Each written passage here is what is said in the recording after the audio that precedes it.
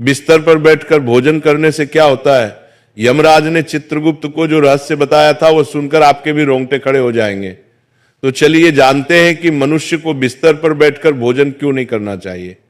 एक बार यमलोक में यमराज अपने सभागार में सिंहासन पर विराजमान थे और उनके समीप चित्रगुप्त बैठकर विनम्रता पूर्वक बात कर रहे थे।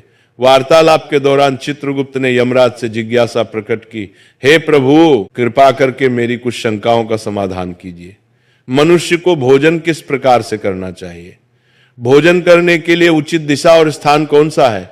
किन स्थान पर बैठकर भोजन नहीं करना चाहिए? भोजन से पूर्व क्या करना चाहिए और भोजन के बाद क्या करना चाहिए? किसके घर का भोजन नहीं करना चाहिए? किन स्थान पर बैठकर भोजन करने से आयु कम होती है? कृपया करके मेरे इन सभी प्रश्नों का उत्तर दीजिए। यमराज मुस्कुराए और चित्रगुप्त को उत्तर देते हुए बोले, हे चित्रगुप्त, तुमने बहुत उचित प्रश्न पूछे हैं। वास्तव में इन सभी प्रश्नों का उत्तर मनुष्य के आचार व्यवहार और उसकी आदतों में छिपा होता है। जैसा आचरण मनुष्य करता है वैसा ही फल उसे भोगना पड़ता है। अच्छे आचरण से सुख और दीर्घायु प्राप्त होती है, वहीं अनुचित आदतों के कारण दुख और अकाल मृत्यु तक हो सकती है। मनुष्य को भोजन करते समय शास्त्रों के नियमों का पालन अवश्य करना चाहिए। जो भी मनुष्य शास्त्रों के नियमों का पालन करते हुए भोजन ग्रहण करता है वो निश्चित ही दीर्घायु होता है। उसका शरीर रोग और व्याधियों से दूर रहता है, उसके शरीर में पाप वास नहीं करते हैं। इसीलिए भोजन करते समय मनुष्य को दिशा, स्थान, समय और उम्र का ध्यान अवश्य रखना चाहिए। यह सुनकर चित्रगुप्त ने विनीत स्वर में कहा, हे प्रभु, कृपया इन रहस्यों को विस्तार से समझाएं। भोजन संबंधी जो जो नियम है मुझे विस्तार से बताइए। यमराज गंभीर स्वर में बोले, हे चित्रगुप्त, तुम्हारे प्रश्नों का उत्तर देने से पहले मैं तुम्हें एक प्राचीन कथा सुनाता हूं। इस कथा को ध्यान से सुनो, इसमें तुम्हें तुम्हारे सभी प्रश्नों के उत्तर मिल जाएंगे। ये कथा अत्यंत शिक्षाप्रद है। जो भी इस कथा का श्रद्धा पूर्वक श्रवण करेगा और उसका प्रचार करेगा, उसके 32 प्रकार के पाप मैं क्षमा कर दूंगा। यह सुनकर चित्रगुप्त हर्षित हो गए और बोले, हे धर्मराज, आपके मुख से इस महान कथा को सुनना मेरा सौभाग्य है। मैं ध्यान पूर्वक इसे अवश्य सुनूंगा। फिर यमराज चित्रगुप्त को प्राचीन कथा सुनाने लगते हैं। वो कथा मैं आपको सुनाऊंगी। प्रिय श्रोताओं, ये कथा बहुत ही ज्ञानवर्धक है। इस कथा को आप अंत तक जरूर सुने। प्राचीन काल में मगध देश के विजयपुर नामक राज्य में चंद्रकेतु नाम के प्रतापी और धर्मपरायण सम्राट राज्य करते थे। उस राज्य में प्रकृति की भरपूर संपदा थी और प्रजा अत्यंत सुखी एवं संतुष्ट थी। राजा चंद्रकेतु गुणवान, बुद्धिमान तथा दयालु हृदय के थे। वह सदैव प्रजा के हित में प्रयत्नशील रहते और यज्ञ, दान व जन कल्याण के अनेक कार्य करते रहते थे। प्रजाजन उन्हें पिता के समान आदर एवं प्रेम देती थी। राजा की पत्नी रानी शीलवती भी उतनी ही धर्मपरायण, सुंदर और सदाचारी थी। रानी शीलवती प्रतिदिन पूजा पाठ करती, जरूरतमंदों को अन्न वस्त्र दान करती और सच्चे हृदय से प्रजा के कल्याण की कामना करती थी। इस दिव्य दंपति के राज्य में सभी सुखी थे, किंतु एक दुख था जो राजा रानी के हृदय को सालता रहता था। वह दुख था संतान न होना। राजा चंद्रकेतु और रानी शीलवती की कोई संतान नहीं थी। वर्षों बीत गए, उन्होंने अनेक व्रत, पूजा और यज्ञ किए, देवी देवताओं से प्रार्थना की, ऋषि मुनियों की सेवा की, परंतु उन्हें पुत्र या पुत्री प्राप्त नहीं हुई। दोनों इस बात से अत्यंत दुखी रहते थे। राजा अपने महल में कई बार चिंतित होकर सोचते, मैंने ऐसा कौन सा पाप किया है जो मुझे पुत्र सुख से वंचित रहना पड़ रहा है। राज्य में सब कुछ है, प्रजा सुखी है, पर मेरे वंश को आगे ले जाने वाला कोई उत्तराधिकारी नहीं। क्या मेरे पुण्यों में कमी रह गई या पूर्व जन्म के किसी अपराध का फल मुझे मिल रहा है? राजा चंद्रकेतु दिन प्रतिदिन अधिक उदास रहने लगे। प्रजा को जब यह पता चला कि राजा अपनी संतानहीनता के कारण दुखी है तो राज्य के लोग भी चिंता करने लगे। सब ईश्वर से प्रार्थना करते कि राजा रानी को शीघ्र संतान सुख प्राप्त हो। एक दिन राजा ने निश्चय किया कि वे किसी महापुरुष की शरण लेकर अपनी समस्या का हाल पूछेंगे। उन्हें स्मरण आया कि महान तपस्वी ऋषि वशिष्ठ इस समय निकटवर्ती वन में आश्रम बनाकर तप कर रहे हैं।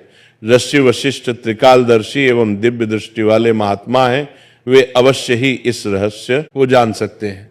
राजा ने निश्चय किया कि वे स्वयं आश्रम जाकर ऋषि वशिष्ठ से मार्गदर्शन मांगेंगे। अगले ही दिन प्रातः राजा चंद्रकेतु कुछ सहयोगियों सहित अपने रथ पर सवार होकर वन की ओर चल पड़े। शीघ्र ही राजा वशिष्ठ मुनि के शांत आश्रम पहुंचे, जो हरे भरे वृक्षों से घिरा था और जहां पक्षियों का मधुर कलरव गूंज रहा था। ऋषि वशिष्ठ आश्रम के द्वार पर ही मानो उनकी प्रतीक्षा कर रहे थे। राजा को आते देख ऋषि ने मुस्कुराकर स्वागत किया और बोले, राजन, हमारे आश्रम में तुम्हारा स्वागत है। आज इधर आने का क्या कारण है? सब कुशल तो है? कहीं राज्य कार्य से विरक्त होकर संन्यास लेने का विचार तो नहीं बना लिया? इतना कहकर ऋषि ने हल्की मुस्कान की, फिर गंभीर हो गए। राजा चंद्रकेतु ने हाथ जोड़कर विनम्रता से कहा, हे मुनिवर, राज्य कार्य भली भांति चल रहा है, संन्यास लेने का इरादा नहीं है, पर मैं एक भारी चिंता के कारण व्याकुल होकर आपकी शरण में आया हूं। आप जगत के रहस्यों के जाता है, मेरी शंका का समाधान केवल आप ही कर सकते हैं। शिष्य वशिष्ठ ने सहानुभूति भरे स्वर में पूछा, राजन, आप जैसे प्रतापी और धर्मनिष्ठ राजा को भला किस बात का दुख हो सकता है? निश्चय ही आपकी प्रजा सुखी है, राज्य समृद्ध है। फिर भी यदि आपके मन में कोई शंका या कष्ट है तो निसंकोच कहिए, मैं यथाशक्ति अवश्य सहायता करूंगा। तब राजा चंद्रकेतु ने दुखी स्वर में अपनी व्यथा सुनाई। हे मुनिवर, मेरे जीवन में एक ही अभाव है, मेरी कोई संतान नहीं है। मैंने अनेक यज्ञ उपवास किए, तीर्थों के दर्शन किए, ब्राह्मणों को दान दिया, हर संभव प्रयास किया, किंतु भाग्य ने मुझे संतान सुख से वंचित रखा है। कृपा कर ये बताएं कि ऐसा कौन सा अपराध मुझसे हुआ है जो मुझे संतानहीन रहने का दंड मिला है? मेरे बाद मेरे राज्य का उत्तराधिकारी कौन होगा? मेरा वंश कैसे आगे बढ़ेगा? मेरे मन की ये पीड़ा दूर कीजिए और ये बताइए कि संतान प्राप्ति के लिए मुझे क्या उपाय करना चाहिए।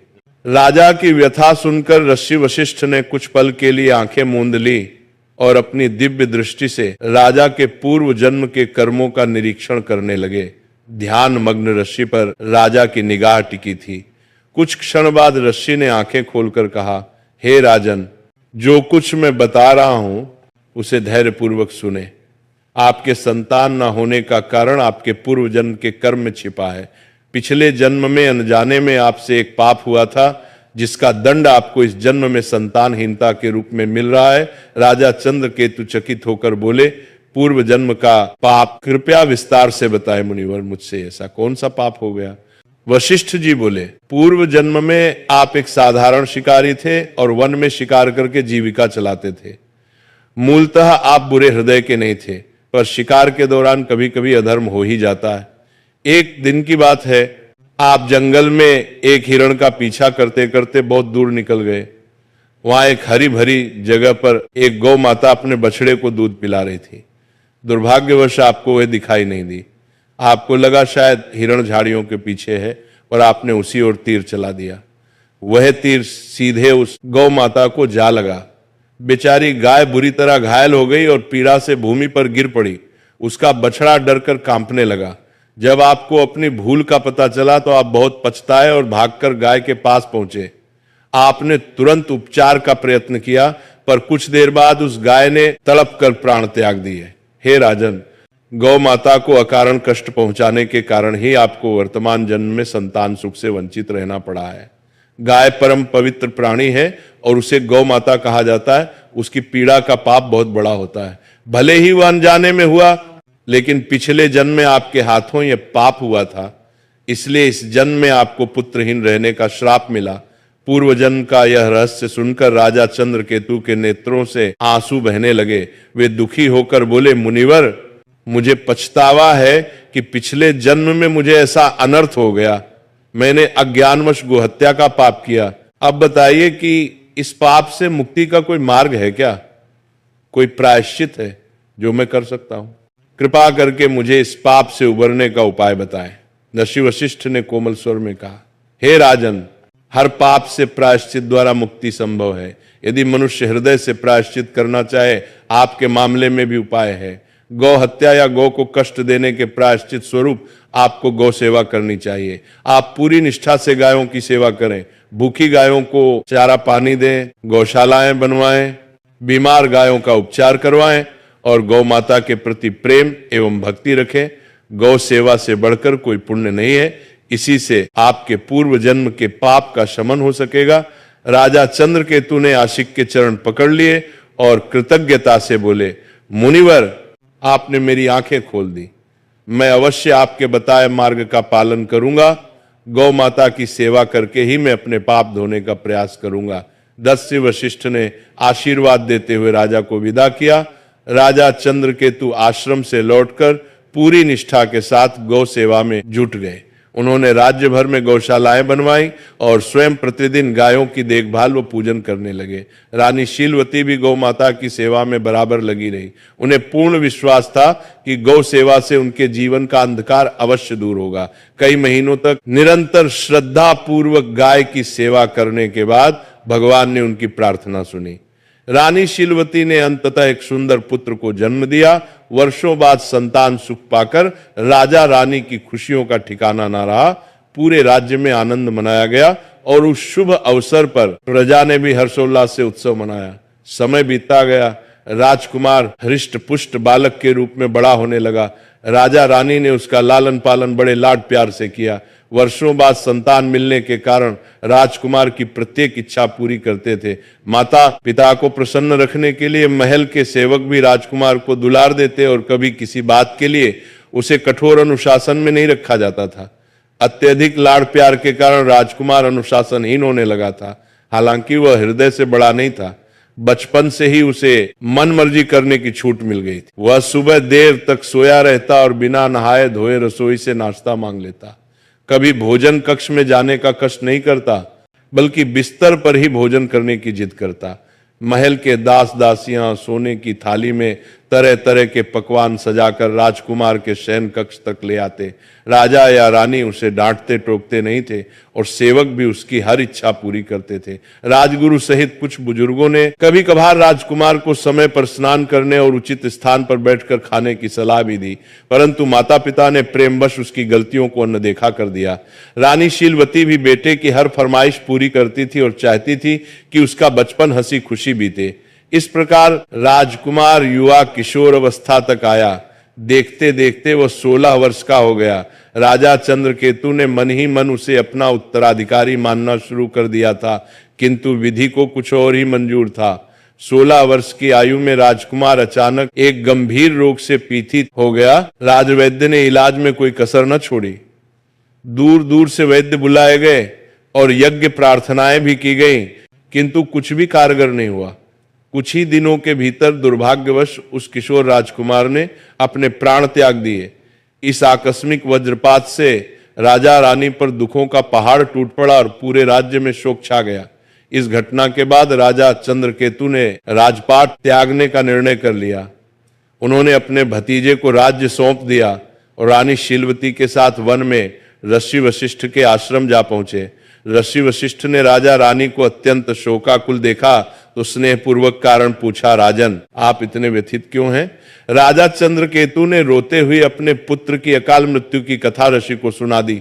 तब ऋषि वशिष्ठ ने ध्यान लगाकर अपनी दिव्य दृष्टि से कारण जानने के बाद कहा, हे राजन, आपके पुत्र की आयु क्षीण होने का कारण उसके अपने ही आचरण में था। आपको पूर्व जन्म के पुण्य फल से पुत्र की प्राप्ति तो हुई, किंतु आपके पुत्र ने बचपन से ही कुछ ऐसी अनुचित आदतें अपनाई जिनके परिणाम स्वरूप उसे अल्पायु में ही मृत्यु का सामना करना पड़ा है।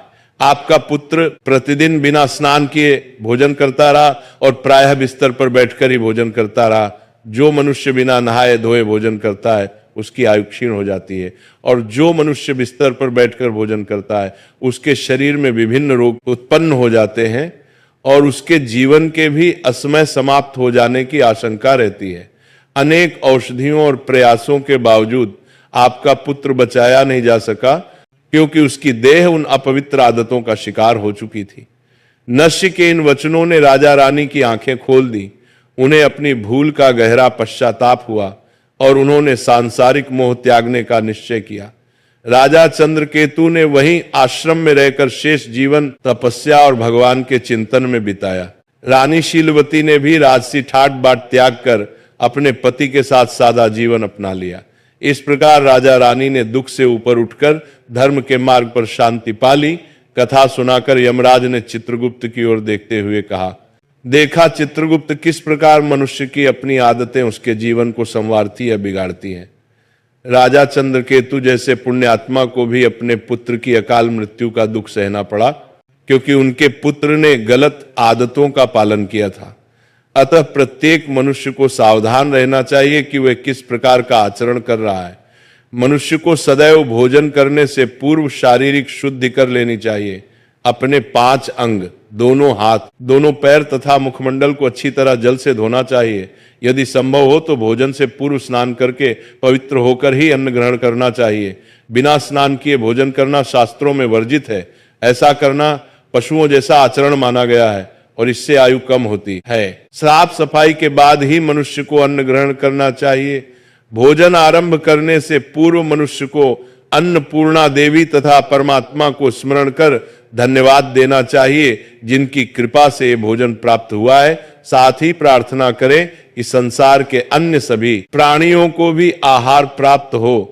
इस प्रकार मन ही मन ईश्वर को प्रणाम करके आदर पूर्वक भोजन करने से अन्न पवित्र रहता है और वह शरीर को पूर्ण पोषण देता है। भोजन करते समय बैठने का स्थान भी शुद्ध और उचित होना चाहिए। जमीन पर चटाई बिछाकर पालथी मारकर बैठकर भोजन करना श्रेष्ठ माना गया है। बिस्तर पर बैठकर भोजन करना अशुभ तथा स्वास्थ्य के लिए हानिकारक होता है। शैया पर अन्न ग्रहण करने से अपवित्रता बढ़ती है और शरीर विभिन्न रोगों का घर बन जाता है। हे चित्रगुप्त, 3 प्रकार का भोजन मनुष्य को कभी नहीं करना चाहिए। पहला वह भोजन जिसके ऊपर से कोई व्यक्ति पैर रखकर चला गया हो या जिसे किसी ने लांघ दिया हो। ऐसा अन्न अपवित्र हो जाता है और उसे खाने से उम्र घटती है। वो तरह तरह के रोग लगते हैं। उस भोजन को पशुओं को डाल देना चाहिए। दूसरा वह भोजन जिसमें बाल, कीड़े या कोई अन्य शुद्ध वस्तु गिर गई हो। यदि थाली के भोजन में बाल निकल आए तो समझना चाहिए कि वह अन्न त्याग देने योग्य हो गया है। ऐसा अन्न न स्वयं खाना चाहिए, न भगवान को भोग लगाना चाहिए। ऐसे अशुद्ध अन्न का सात्विक लाभ समाप्त हो जाता है और प्रेत योनि के जीव उसका उपभोग करते हैं। तीसरा वह भोजन जो किसी अन्य के लिए परोसा गया हो। याद रखें, कभी भी दूसरे का हिस्सा छीनकर नहीं खाना चाहिए। जो व्यक्ति दूसरों का भाग चुराकर खाता है या बिना बांटे खुद खा लेता है, उसे अन्नपूर्णा देवी रुष्ट हो जाती हैं। ऐसा करने से उसके पुण्य नष्ट हो जाते हैं और उसके जीवन में दरिद्रता एवं संकट आते हैं। अतः भोजन हमेशा सबसे बांटकर और उचित पात्र को अर्पित करके ही करना चाहिए। इसके अतिरिक्त भोजन का अनादर कभी नहीं होना चाहिए। झूठा भोजन व्यर्थ इधर उधर न फेंके और अन्न की बर्बादी न करें। अन्न देवता की कृपा से ही जीवन चलता है, इसलिए अन्न को आदर पूर्वक ग्रहण करें। जो मनुष्य इन नियमों का पालन करेगा वह स्वस्थ, निरोगी और दीर्घायु होगा। उसके जीवन में सुख समृद्धि बनी रहेगी और उसे अकाल मृत्यु का भय नहीं रहेगा। मनुष्य के आचार विचार ही उसके भाग्य का निर्माण करते हैं। अच्छे कर्म और सही आदतें उसके जीवन को सुखमय बनाती है, जबकि गलत आदतें जीवन को दुखमय और संक्षिप्त कर देती हैं। इसलिए प्रत्येक व्यक्ति को अपने दैनिक व्यवहार में पवित्रता और मर्यादा का पालन करना चाहिए। इस प्रकार यमराज ने चित्रगुप्त को मनुष्य के आचार विचार तथा अच्छी बुरी आदतों के संबंध में महत्वपूर्ण ज्ञान दिया। इस कथा से हम ये सीखते हैं कि बिस्तर पर बैठकर भोजन करना और बिना स्वच्छता के अन्न ग्रहण करना क्यों त्याज्य है। हमें सदैव शास्त्रोक्त मर्यादाओं का पालन करते हुए पवित्र आचरण अपनाना चाहिए, ताकि हमारे जीवन में सुख, स्वास्थ्य और शांति बनी रहे। तो इस प्रकार से यमराज ने चित्रगुप्त को अत्यंत महत्वपूर्ण ज्ञान दिया है।